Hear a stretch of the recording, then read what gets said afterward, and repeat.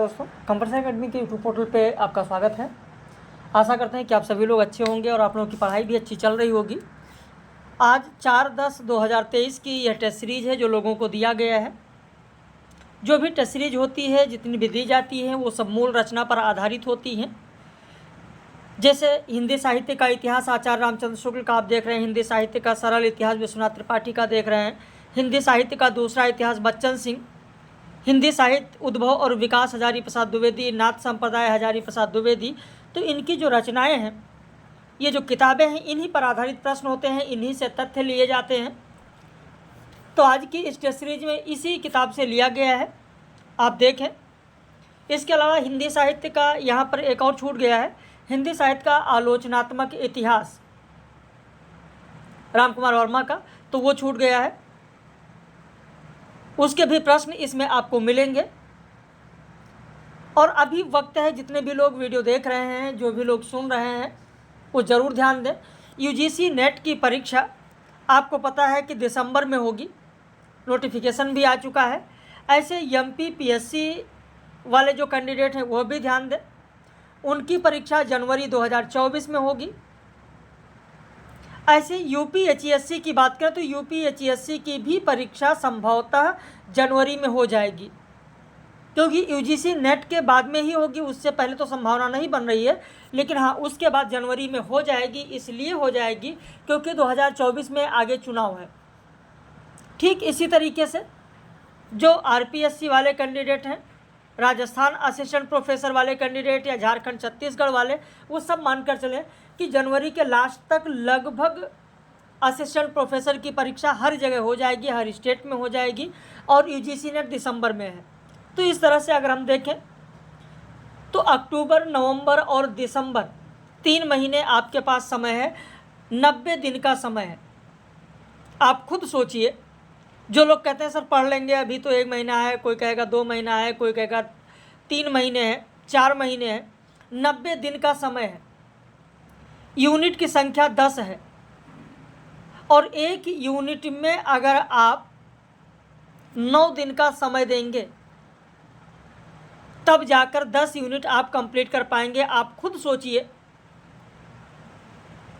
कि हिंदी साहित्य का इतिहास क्या 9 दिन में आप पढ़ पाएंगे? या जितने उपन्यास आपके पाठ्यक्रम में लगे हैं, क्या 9 दिन में आप उन्हें कंप्लीट कर लेंगे? या फिर आप सोच कर चलिए कि जो कहानी आपके पाठ्यक्रम में है, क्या उसे 9 दिन में सारी कहानी आप पढ़ लेंगे? तो आप इस चीज़ को खुद सोचिए, खुद इस पर विचार कीजिए, लापरवाही बिल्कुल भी ना कीजिए। जितना समय मिल रहा है, अब इसी समय में आपको आगे बढ़ना है, इसी समय में संघर्ष करना है और पढ़ाई करना है। तो चैनल पर अगर नए हैं, पहली बार देख रहे हैं, तो चैनल को ज़रूर सब्सक्राइब कर लें, ताकि जो भी वीडियो पब्लिश किया जाए उसका नोटिफिकेशन आपको मिल सके। और यदि आप पेड बैच ज्वाइन करना चाहते हैं तो आप इस नंबर पर फ़ोन करके, व्हाट्सएप करके फ़ीस और सारी जानकारी ले सकते हैं। इस समय शुल्क में छूट भी चल रही है। इकाई 2 हिंदी साहित्य का इतिहास प्रारंभ हुआ है। जो भी लेक्चर आपके छूट गए हैं वो सारे लेक्चर आपको उपलब्ध करा दिए जाएंगे। इकाई 2 में आज आदिकाल का लेक्चर लोगों को मिलेगा। कल हमने हिंदी साहित्य इतिहास लेखन का लेक्चर दिया। हिंदी साहित्य के इतिहास का नामकरण और काल विभाजन कल मैंने दिया। आज आदिकाल की बात हम लोग कर रहे हैं, आदिकाल पर लोगों को दिया गया है। तो इसी क्रम में हम लोग आगे बढ़ते रहेंगे। चलिए शुरू करते हैं आज की इस महत्वपूर्ण टेस्ट सीरीज को। और अंत में अपनी प्रतिक्रिया ज़रूर व्यक्त कीजिएगा कि इस टेस्ट सीरीज में आपके कितने सही हुए। आलोचक रामचंद्र शुक्ल पुस्तक के लेखक कौन हैं? आपका उत्तर हो जाएगा डी, गुलाब राय। बाबू गुलाब राय ने जो लिखा है आलोचक रामचंद्र शुक्ल, ये जो रचना इन्होंने लिखी बाबू गुलाब राय ने, अगर इस रचना को आपने पढ़ा होगा तो देखेंगे कि उसमें जो पहला अध्याय है, जो आत्मसंस्मरण शीर्षक से है, रामचंद्र शुक्ल ने आत्मसंस्मरण जो लिखा है उसका उल्लेख सबसे पहले अध्याय में गुलाब राय ने किया है, जिसमें रामचंद्र शुक्ल कहते हैं कि मेरे पिता प्रायः रात को रामचरितमानस, रामचंद्रिका या भारतेंद्र जी के नाटक बड़े ही चित्ताकर्षण ढंग से पढ़ा करते थे। इसके बाद जो अगला अध्याय है उसमें वो देखेंगे श्याम सुंदर दास ने लिखा, जिसमें वो कहते हैं कि शुक्ल जी हिंदी के एक ज्वलमान नक्षत्र थे। तो ये भी आपसे परीक्षा में प्रश्न पूछा जा सकता है कि आचार्य रामचंद्र शुक्ल को किसने हिंदी साहित्य का एक ज्वलमान नक्षत्र कहा है? तो श्याम सुंदर दास ने। आचार्य रामचंद्र शुक्ल के बारे में ये भी है, लिखा गया है, आगे बताया गया इसी किताब में कि शुक्ल जी अपनी दादी से रामायण और सूरसागर पढ़ते थे, सूरसागर बड़े चाव से सुनते थे और अपने पिता से रामचंद्रिका तथा भारतेंदु नाटक बड़ी रुचि से सुनते थे। दूसरा प्रश्न है कि निम्न में से रचना और रचनाकार का सुमेलित जोड़ा कौन सा है? साहित्य के स्वर उदय शंकर भट्ट, महाकवि सूरदास नंदुलारे वाजपेयी, हिंदी काव्य विमर्श गुलाब राय। विकल्प है 1 2 2 3 1 3 1 2 3। तो यहाँ पर आपका उत्तर हो जाएगा डी 1 2 3, 3 के तीनों इसमें सुमेलित हैं। तीसरा प्रश्न है राति गई अधिरात गई बालक एक पुकारे है कोई नगर में सूरा बालक का दुख निवारे। कल जब लाइव कक्षा हो रही थी तो उदाहरण स्वरूप मैंने ये पंक्ति दी थी, आप लोगों से पूछा था, हो सकता है कि याद हो आप लोगों को कि यह पंक्ति किसकी है।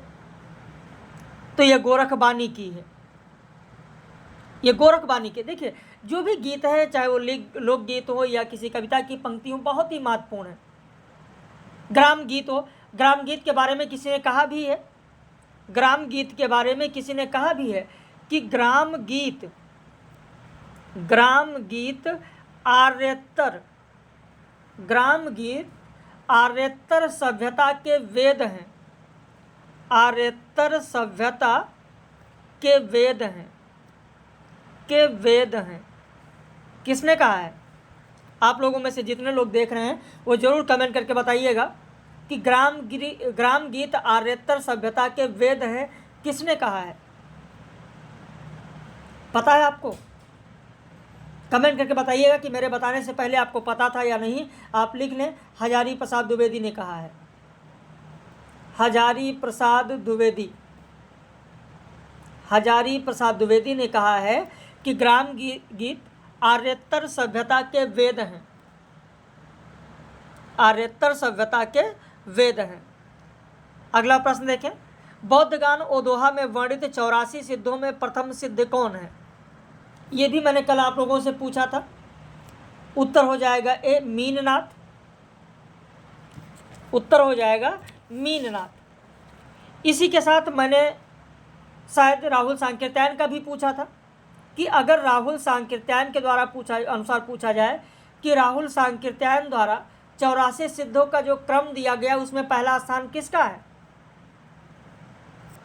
तो उसमें पहला स्थान है लुइपा का।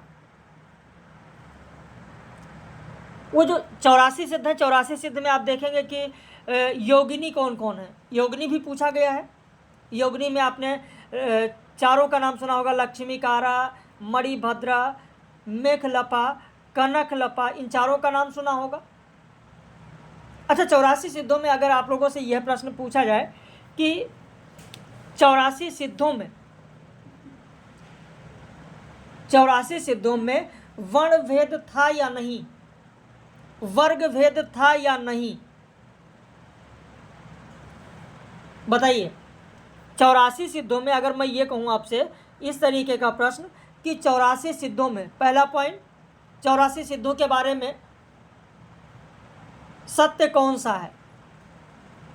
तो 84 सिद्धों में वर्ण भेद था, पहला पॉइंट अगर दे दें। दूसरा पॉइंट दे दें, 84 सिद्धों में वर्ग भेद था, वर्ग भेद था। तीसरा पॉइंट दे दें, 84 सिद्धों में राजाओं को स्थान नहीं दिया गया था, राजाओं को स्थान नहीं दिया गया था, नहीं दिया गया था। अब बताइए इसमें से कौन कौन से सही है? 1 2 सही है, विकल्प दे दें कि 1 2 सही है, 2 3 सही है, 1 3 सही है,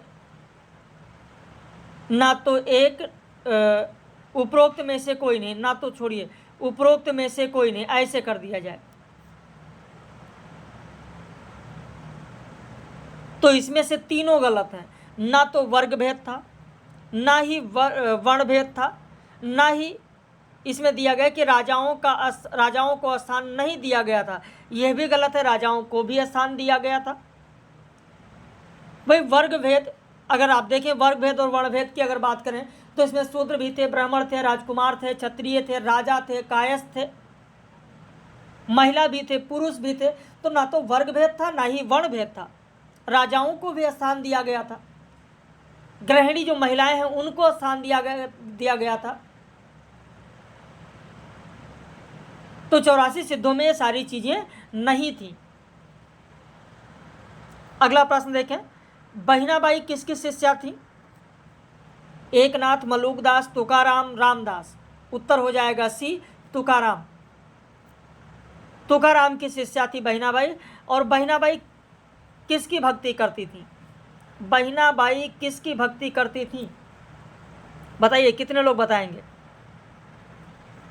किसकी उपासिका थी? किसकी उपासना करती थी? ये प्रश्न आप लोगों के लिए छोड़ रहे हैं, देखते हैं कि कितने लोग बताते हैं। कमेंट करके कितने लोग बताते हैं एक बार। प्रश्न संख्या 5 का उत्तर हो जाएगा सी, तुकाराम की। अगला प्रश्न है, हेमचंद्र की 20 सर्गों वाली रचना द्वाश्रय काव्य में व्याकरण सूत्रों के अलावा किस वंश के चरित्र का वर्णन है? चोल वंश, चेर वंश, चालुक्य वंश, गढ़वाल वंश। आपका उत्तर हो जाएगा सी, चालुक्य वंश। यहां पर आपका उत्तर हो जाएगा चालुक्य वंश। इसे ध्यान रखिएगा कि इनकी जो रचना है, इस रचना द्वाश्रय वज्र में आप देखेंगे तो चालुक्य वंश का वर्णन है, चालुक्य वंश की भी बात की गई है इसमें। अब इसके बाद जो अगला प्रश्न है कि रावण जायु जहि दिस दह मुख एक शरीर और चिंता वे तय ही जननी कमण पियावो खीरु। सोमप्रभ सूरी की जो रचना है कुमारपाल प्रतिबोध, उस कुमारपाल प्रतिबोध की जो ये पंक्ति है जिसमें रावण के जन्म से माता क्यों चिंतित है? क्योंकि वो राक्षस था, क्योंकि जन्म से हंसने लगा था, क्योंकि वो दूध नहीं पीता था, क्योंकि 10 सिर होने से दूध कैसे पिलाऊं इसलिए चिंतित थी। क्या कारण था? आपका उत्तर हो जाएगा डी। और ये अलग से नहीं बात की जा रही है, जो मैंने किताबों का नाम आपको फ्रंट पे दिखाया है, आप देखेंगे हिंदी साहित्य का जो इतिहास रामचंद्र शुक्ल का है, पेज संख्या 35 पर आप जाइए और पेज संख्या 35 पर जाकर पढ़िए, जहाँ पर सोमप्रभ सूरी के बारे में दिया गया है, वहीं पर यह उदाहरण भी दिया गया है। कुमारपाल प्रतिबोध जो रचना है उसके बारे में बताया गया कि प्राचीन में से कुछ दोहे दिए गए हैं और उन दोहों का जिक्र किया गया यहाँ पर, साथ में उसका अर्थ भी बताया गया है कि जिस दिन 10 मुख एक शरीर वाला रावण उत्पन्न हुआ तभी माता चिंतित हुई कि दूध किसमें पिलाऊं, क्योंकि 10 सिर है। तो इस तरीके से जितनी भी चीज़ें बताई जा रही हैं, जितनी भी चीज़ें कही जा रही हैं, वो अलग से नहीं, जो किताबें बताई गई हैं उसी में से है। अगला प्रश्न है, मुंज भणे मुंजा लवई जुब्बन गयो न झूर और जाई शक्कर सैखंड थिए सो इस मीठी चूर। प्रबंध चिंतामणि मेरुतुंग कृत जो रचना है, मेरुतुंग की जो रचना है प्रबंध चिंतामणि, इसकी जो उपरोक्त पंक्ति है, इस उपरोक्त पंक्ति का आशय क्या है? इसमें मुंज मृणालवती से कथन दिया गया है, गई हुई जबान यानी बात वापस नहीं आती, शर्करा के 9 खंड हो जाए फिर भी मिठास वही रहेगी। आपका उत्तर हो जाएगा सी, 1 और 3, पहला और तीसरा सही है। यह भी आचार्य रामचंद्र शुक्ल का हिंदी साहित्य का इतिहास का पेज नंबर 36 पर जाएं और वहां पर आप देखेंगे जहां पर मेरुतुंग के बारे में दिया गया है, वहां पर बताया गया है कि प्रबंध चिंतामणि जो रचना है, एक संस्कृत जो ग्रंथ है, उसके आधार पर ये भोज प्रबंध जो संस्कृत ग्रंथ है उसके आधार पर प्रबंध चिंतामणि बनाया गया और उसमें ये सारी चीजें दी गई हैं। उदाहरण जो दिया गया उस उदाहरण में आप देखेंगे कि उसका अर्थ सहित पूरा बताया गया है आचार्य रामचंद्र शुक्ल के हिंदी साहित्य के इतिहास में।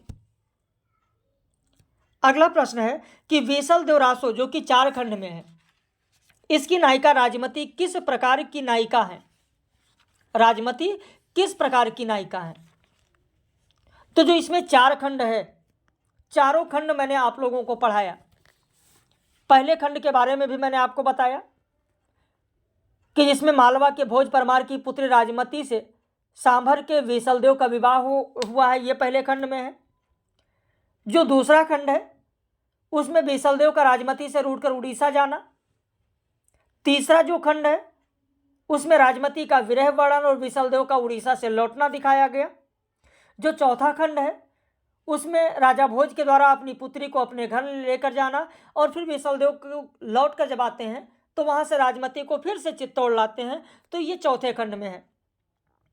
तो इसमें राजमती कैसी नायिका है? तो प्रोसित पतिका है। प्रोसित पतिका नायिका उसे कहते हैं कि जिस नायिका का पति विदेश में हो और वह उसके विरह में रहे, तो वही है नायिका प्रोसित पतिका। राठौड़ारी ख्यात से किस रचना की सूचना मिलती है? आपका उत्तर हो जाएगा ए जयचंद प्रकाश और जय मयंक जस चंद्रिका, यानी आपका उत्तर हो जाएगा 1 और 2। अगला प्रश्न देखें, पूरे प्रश्नों की संख्या 50 है। कबीर की अपेक्षा खुसरो का ध्यान बोलचाल की भाषा की ओर अधिक था, उसी प्रकार जैसे अंग्रेजों का ध्यान बोलचाल की भाषा की ओर अधिक रहता है। यह कथन किसका है? आपका उत्तर हो जाएगा डी आचार्य रामचंद्र शुक्ल का। जिस प्रकार हिंदी साहित्य वेसलदेव रासो पर अपना अधिकार रखता है, उसी प्रकार विद्यापति की पदावली पर भी यह कथन किसका है? यह भी कथन आप देखेंगे आचार्य रामचंद्र शुक्ल का है। मैंने पहले ही कहा है कि जो रचनाएं आपको दी गई हैं, ऊपर जो मैंने आपको बताया है, प्रश्न आपको वहीं से मिलेगा। एक एक तथ्य जितना बताया जा रहा है वो सारी चीजें वहीं से ली गई। जैसे आचार्य रामचंद्र शुक्ल का आप देखेंगे हिंदी साहित्य का इतिहास पेज नंबर 58 आप देखेंगे, यह कथन आपको मिल जाएगा।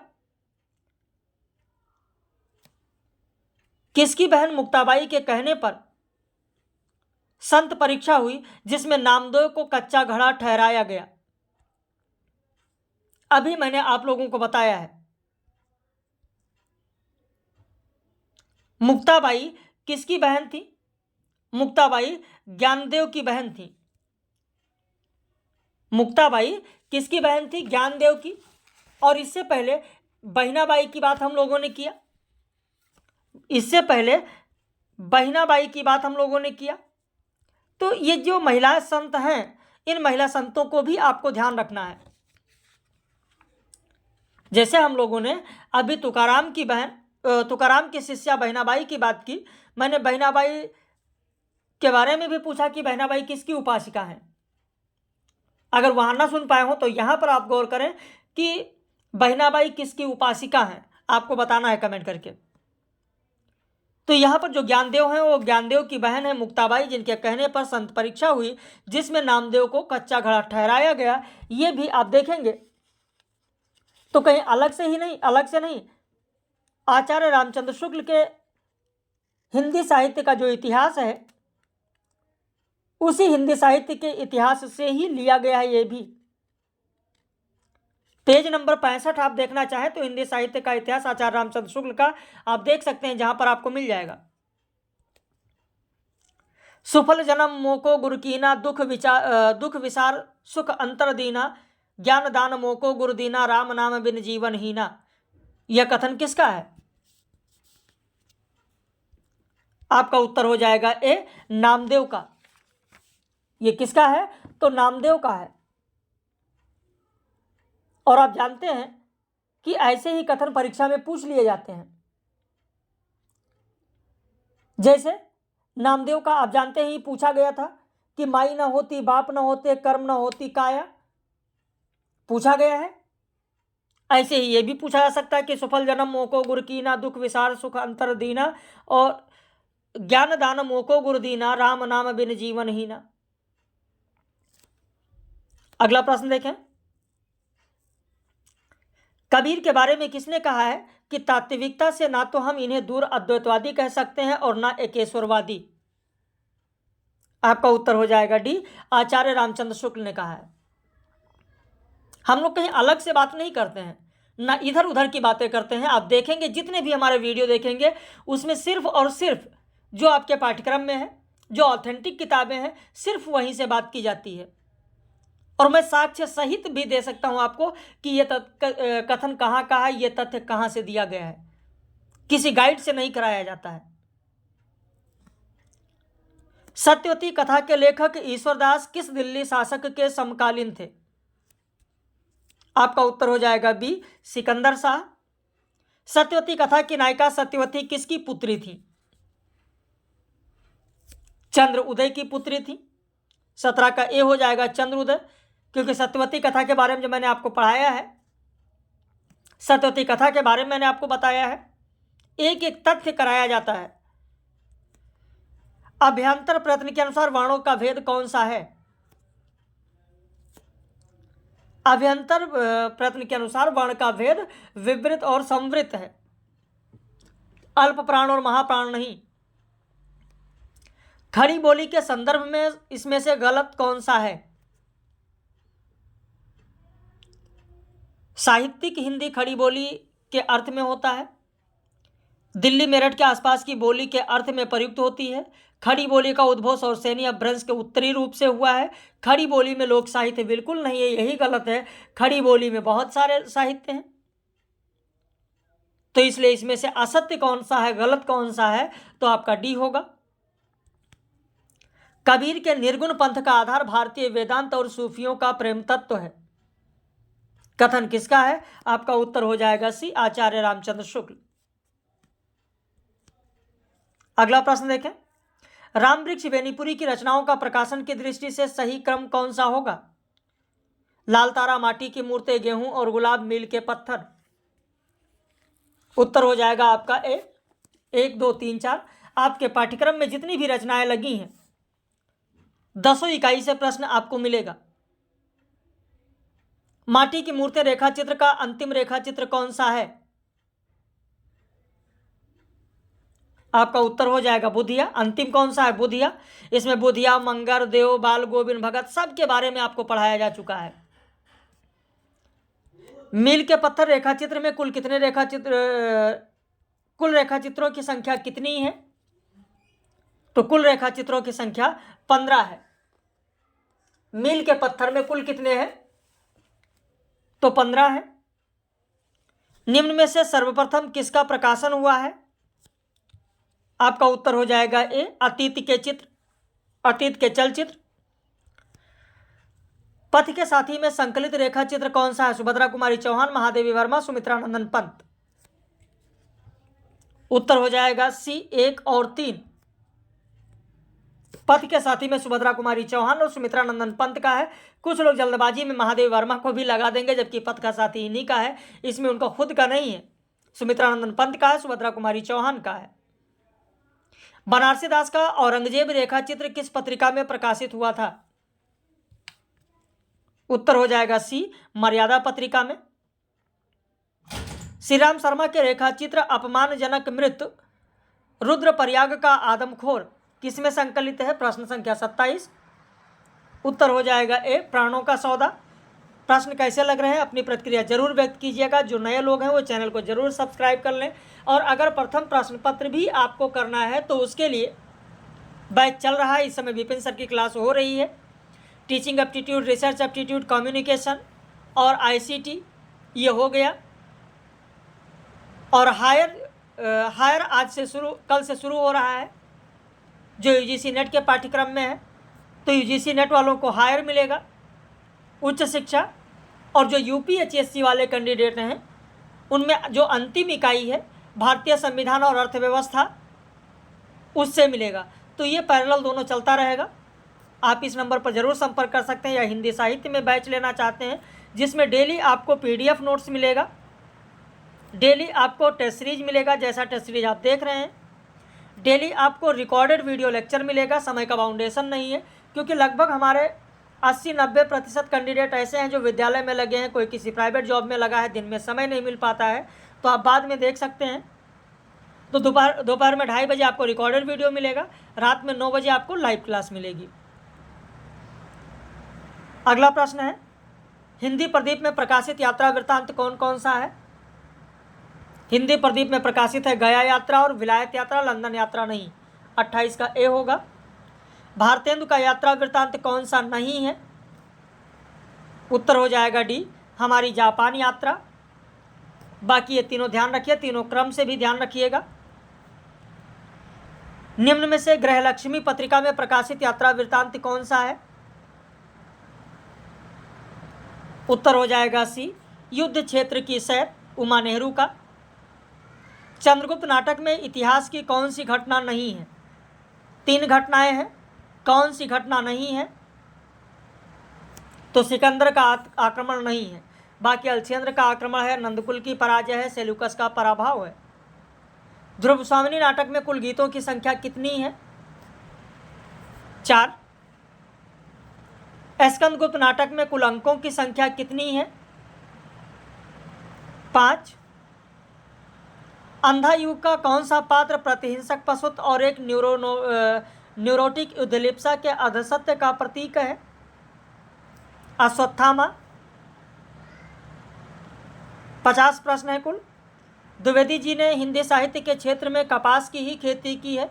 निरस विशद गुणमय फल जासु कथन किसका है? उत्तर हो जाएगा डी, नंदुलारे वाजपेयी। मोहनदास नैमिषारण का नाटक कौन सा है? 1.5 इंच मुस्कान, अदालतनामा, जो राम रची राखा। उत्तर हो जाएगा ए, 1 और 2। ये दोनों नाटक है मोहनदास नैमिषारण के। मनु भंडारी की कौन सी रचना कहानी पत्रिका में प्रकाशित हुई थी? उत्तर हो जाएगा सी, मैं हार गई। परिंदे कहानी में पियानो वादक कौन है? आपका उत्तर हो जाएगा ए, ह्यूबर्ट। कर्ज कोढ़ का रोग होता है, एक बार लगने से तन तो गलता ही है, मन भी रोगी हो जाता है, कथन किस रचना का है? गोदान, मैला आंचल, राजा निर्वंशिया, कोसी का घटवार। आपका उत्तर हो जाएगा सी, राजा निर्वंशिया। कुछ लोग गोदान लगा देंगे जो कि गलत हो जाएंगे, राजा निर्वंशिया। पिता कहानी के बारे में किसने कहा है कि इस कहानी का केंद्रीय वस्तु अकेलापन है? उत्तर हो जाएगा सी, बच्चन सिंह ने कहा है। पिता कहानी में लगातार 35 वर्षों से पिता किन पुस्तकों को पढ़ते हैं? रामायण, गीता, हनुमान चालीसा। उत्तर हो जाएगा रामायण और गीता। भारतेंदु की रचना कौन सी है? उत्तर हो जाएगा डी, प्रेम प्रलाप। रीति मुक्त कविता की विशेषता कौन सी नहीं है? ये आंतरिक अनुभूतियों का काव्य है, सही है। व्यंजना के लक्षण व्यंजनामूलक है, ये मूलतः आत्म प्रधान और व्यक्तिगत है, ये सभी प्रकार की रूढ़ियों से विमुक्त है, गलत। सभी प्रकार की रूढ़ियाँ भी हैं, रीतियाँ भी। तो यहाँ पर आपका उत्तर हो जाएगा डी, मीराबाई के पदों में क्या नहीं मिलता है? क्या नहीं मिलता है? तो रहस्यानुभूति नहीं मिलता है, बाकी अपूर्व भाव विफलता है, आत्मसमर्पण है, भगवत विरह की पीड़ा की अभिव्यक्ति है, लेकिन रहस्यानुभूति मीराबाई के पदों में नहीं है। प्राणचंद्र चौहान का संबंध किससे है? आपका उत्तर हो जाएगा ए, राम भक्ति शाखा से है।